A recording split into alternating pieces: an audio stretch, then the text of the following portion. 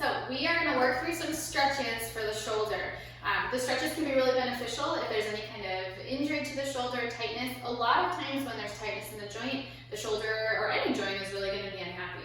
So the stretches that we're doing are designed to stretch all around that shoulder as we go. The first one we're going to do is one we call the inferior capsule stretch. So that is working on stretching the underside of the shoulder to really see if we can open everything up.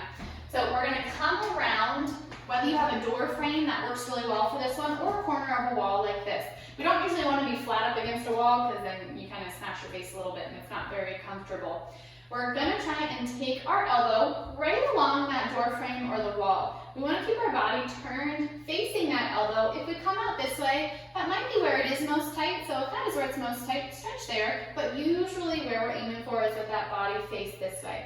As we reach that elbow up towards the ceiling, we want to make sure that our shoulder stays pulled down away from our ear. If we're coming up this way, it's not really a very good position for everything, and that means the shoulder blade's moving with us. We're not getting a very good stretch. So shoulder blade pulled down towards your pocket. As we reach that elbow up in the air, face turned towards that elbow. Another thing that I commonly see with this is our back. So whenever we're reaching up, if that lat is very tight, or it's been tight for a long time, as you go up, that back really starts to arch.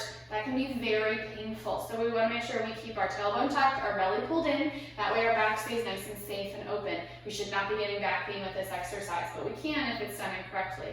So tailbone tucked, belly pulled in, and then reaching that elbow up as that shoulder blade pulls down.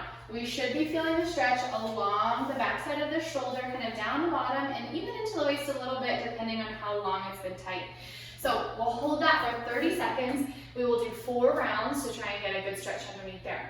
Next stretch we're going to do is called the posterior capsule stretch. So now we're focusing more on the back side of that shoulder into the shoulder blade.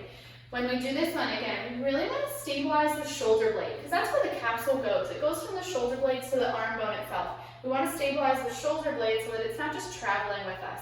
You can do it in standing, but again, if it's very tight, you're just going to pull at the shoulder blade. It's not going to get a very good isolated stretch.